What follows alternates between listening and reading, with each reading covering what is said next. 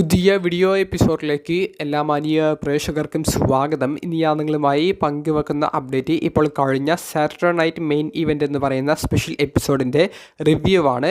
Saturday night main ഇവൻറ്റിലെ ആദ്യ മത്സരമായി നമുക്ക് കാണാൻ സാധിച്ചത് റാൻഡി ഓർട്ടൺ വേഴ്സസ് ഡ്രൂ മാക്കിൻ്റെയർ തമ്മിലുള്ള സിംഗിൾസ് മത്സരമാണ്. റാൻഡി ഓർട്ടൻ്റെ കൂടെ സെലിബ്രിറ്റിയായ ജെല്ലി റോൾ വരുന്നതാണ് നമുക്ക് തുടക്കത്തിലേക്ക് കാണാൻ സാധിച്ചത്. ഡ്രൂ മാക്കിൻ്റെയറിൻ്റെ കൂടെ പാർട്ട് ടൈം റെസ്ലറായ ലോഗൻ പോളും വരുന്നുണ്ടായിരുന്നു. മത്സരം ഒരു ഏവറേജ് തലത്തിലുള്ള ഒരു മത്സരമായിട്ടാണ് ഫീൽ ചെയ്തത്. മത്സരത്തിൻ്റെ ഒരു അവസാന ഭാഗങ്ങളിലേക്ക് നമ്മൾ നോക്കുകയാണെങ്കിൽ ലോഗൻ പോളും ജെല്ലി റോളും തമ്മിൽ ഫിസിക്കലായിട്ടുള്ള ഉന്തും തള്ളും ഉണ്ടാകുന്നുണ്ട്. മത്സരത്തിൽ ഡ്രൂ മാക്കിൻ്റെയറിൻ്റെ ശ്രദ്ധ ആ ഒരു സമയത്ത് ജെല്ലി റോളിൻ്റെ അടുത്തേക്ക് പോകുന്നതും തിരിഞ്ഞു വന്ന ഡ്രൂ മാക്കിൻ്റെയറിന് റാൻഡി ഓർട്ടന് RKO കൊടുത്ത് മത്സരം അവസാനിപ്പിക്കുന്ന രീതിയിലുമാണ് നമുക്ക് കാണാൻ സാധിച്ചത്. മത്സരം കഴിഞ്ഞ ഉടനെ തന്നെ ലോഗൻ പോൾ റാൻഡി ഓർട്ടനെ കയറി പഞ്ച് ചെയ്യുന്നതും കാണാൻ സാധിച്ചു. അതിനുശേഷം പഞ്ച് ചെയ്യാൻ ശ്രമിക്കുന്ന സമയത്ത് ജെല്ലി റോള് റാൻഡി ഓർട്ടനെ രക്ഷിക്കുന്നുണ്ട് കഴിഞ്ഞ സ്മാക്ഡൗൺ എപ്പിസോഡിലെ പോലെ. പക്ഷേ ജെല്ലി റോളിനെ ഡ്രൂ മാക്കിൻ്റെയർ ക്ലൈമോർ കിക്ക് കൊടുത്ത് ആക്രമിക്കുന്നു. പിന്നീട് ഒഫീഷ്യൽസും സെക്യൂരിറ്റിയുമൊക്കെ വന്നിട്ട് ലോഗൻ പോളിനെയും ഡ്രൂ മാക്കിൻ്റെയറിനെയും അവിടെ നിന്ന് പിടിച്ചു കൊണ്ടുപോകുന്നതും ഒരു ബാക്ക് സ്റ്റേജ് സെഗ്മെൻറ്റിൽ സ്മാക്ഡൗൺ ജനറൽ മാനേജറായ നിക്ക് ഓൾഡിസിനോടും റോ ജനറൽ മാനേജറായ ഏദം പിയേഴ്സിനോടും ലോഗൻ പോൾ ഡ്രൂ മാക്കിൻ്റെയർ ആർഗ്യൂ ചെയ്യുന്ന ഒരു മൊമെൻറ്റും കാണാൻ സാധിച്ചു. പിന്നീട് നടന്ന ഒരു സെഗ്മെൻറ്റ് നാളെ നടക്കാൻ പോകുന്ന എവല്യൂഷൻ പ്രീമിയം ലൈവ് ഇവൻറ്റിൽ ഏറ്റുമുട്ടാൻ പോകുന്ന റെസ്ലേഴ്സിനെ റിംഗ് സൈഡിൽ കാണിക്കുന്ന ഒരു സെഗ്മെൻ്റ് ആയിരുന്നു. അവിടെ ജേഡ് കാർഗിലിനെ കാണിക്കുന്ന സമയത്ത് നയോമി പിറകിലൂടെ വന്ന് ആക്രമിക്കുന്നുണ്ട്. അങ്ങനെ ജേഡ് കാർഗിലും നയോമിയും റിംഗ് സൈഡിൻ്റെ ഭാഗത്ത് വലിയൊരു ഫൈറ്റിലേക്ക് വരുന്നു. സെക്യൂരിറ്റീസും ഒഫീഷ്യൽസും വന്നിട്ട് ഇരുവരെ പിടിച്ചു നിർത്തുന്നുണ്ട്. എന്നാലും ഫൈറ്റ് അവിടെ കൊണ്ട് അവസാനിക്കുന്നില്ല. സ്മാക്ഡൗൺ ജനറൽ മാനേജറായ നിക്ക് ഓൾഡിസ് മൈക്ക് എടുത്തുകൊണ്ട് പറയുന്നു ബിയാങ്ക ബെലേർ നാളത്തെ നോ ഹോൾസ് ബെയർഡ് മത്സരത്തിലെ സ്പെഷ്യൽ ഗസ്റ്റ് റഫറി ആയിരിക്കും എന്നുള്ളത്. ബിയാങ്ക ബെലേറിൻ്റെ ഒരു എൻട്രൻസും പിന്നീട് അവിടെ നമുക്ക് കാണാൻ സാധിക്കുകയുണ്ടായി. രണ്ടാമതായി നമുക്ക് കാണാൻ സാധിച്ചത് യുണൈറ്റഡ് സ്റ്റേറ്റ്സ് ചാമ്പ്യൻഷിപ്പ് മത്സരമാണ്. നിലവിലെ ചാമ്പ്യനായ സോളസിക്കോവ അദ്ദേഹത്തിൻ്റെ സഹോദരനായ ജിമ്മി ഊസോയ്ക്കെതിരെയാണ് ടൈറ്റിൽ ഡിഫെൻഡ് ചെയ്തത്. സോളസിക്കോവയുടെ കൂടെ അദ്ദേഹത്തിൻ്റെ ഫാക്ഷനായ MFTയിലെ അംഗങ്ങളായ ജേഴ്സി മെറ്റായോ, ടോള ടോങ്ക ലോവ തുടങ്ങിയവരുടെ ഒരു അപ്പിയറൻസും കാണാൻ സാധിച്ചു. മത്സരം നമ്മൾ പ്രതീക്ഷിച്ച പോലെ തന്നെ ടോള ടോങ്കയുടെയും ഒക്കെ ഒരു ഇടപെടൽ തന്നെയാണ് കാണാൻ സാധിച്ചത്. ജിമ്മി ഊസോയുടെ കരിയറിൽ അദ്ദേഹം ആദ്യമായിട്ടാണ് ഒരു ഇൻഡിവിജ്വൽ ചാമ്പ്യൻഷിപ്പിന് ചലഞ്ച് ചെയ്യുന്നത്. അതും സ്വന്തം സഹോദരനായ സോളസിക്കോവയ്ക്കെതിരെ തന്നെ അദ്ദേഹത്തിൻ്റെ ആദ്യ ഇൻഡിവിജ്വൽ ചാമ്പ്യൻഷിപ്പ് മത്സരം ലഭിക്കുന്നു എന്ന് പറയുമ്പോൾ അതൊരു പേഴ്സണൽ അച്ചീവ്മെൻറ്റ് കൂടിയാണ്. പക്ഷേ ഇത്രയും കാലം വേണ്ടി വന്നു ജിമ്മി ഊസോയ്ക്ക് ഒരു ഇൻഡിവിജ്വൽ ചാമ്പ്യൻഷിപ്പ് മത്സരം ലഭിക്കാൻ വേണ്ടിയിട്ട്. പ്രൊഡിക്ഷൻ വീഡിയോയിലൊക്കെ പറഞ്ഞതുപോലെ തന്നെ സോളസിക്കോവ തന്നെയാണ് ടൈറ്റിൽ റിട്ടേൺ ചെയ്തത്.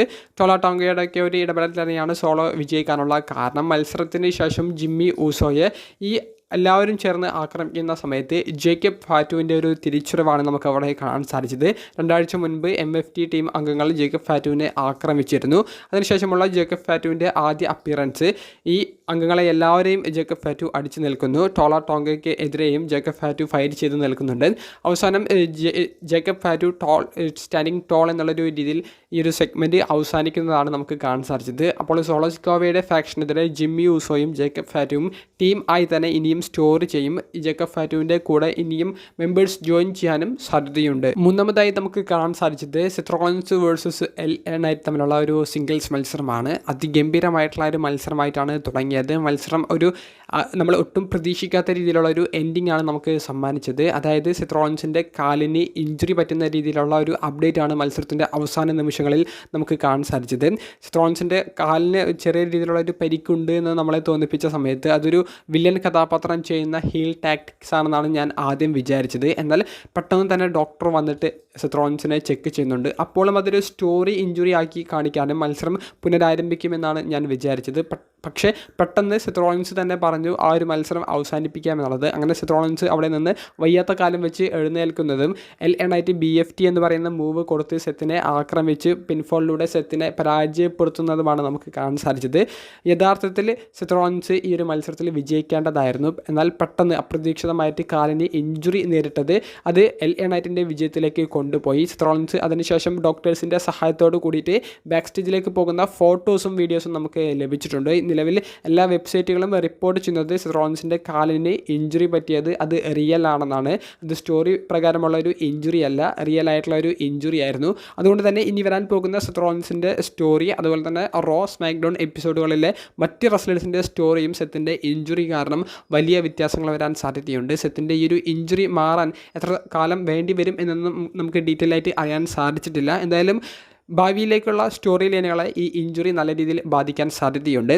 LA നൈറ്റിന് സൂപ്പർ താരമായ സെത്ത് റോളിൻസിനെതിരെ നേടിയെടുക്കാൻ സാധിച്ച ഈ ഒരു വിജയം ആധികാരമായിട്ടുള്ള ഒരു വിജയം അല്ലെങ്കിൽ കൂടിയും അദ്ദേഹത്തിന് വേൾഡ് ടൈറ്റിൽ പിക്ചറിലേക്ക് കയറി വരാനുള്ള ഒരു പോയിന്റും കൂടി സമ്മാനിച്ചേക്കാം. നാലാമത്തെയും മെയിൻ ഇവൻ്റായിട്ടും നമുക്ക് കാണാൻ സാധിച്ചത് വേൾഡ് ഹെവി വെയ്റ്റ് ചാമ്പ്യനായ the ring general Gunther Goldberg എന്ന ഹോൾ ഓഫ് ഫെയിമറിനെതിരെ ടൈറ്റിൽ ഡിഫെൻഡ് ചെയ്ത വേൾഡ് ഹെവി വെയ്റ്റ് ചാമ്പ്യൻഷിപ്പ് മത്സരമായിരുന്നു.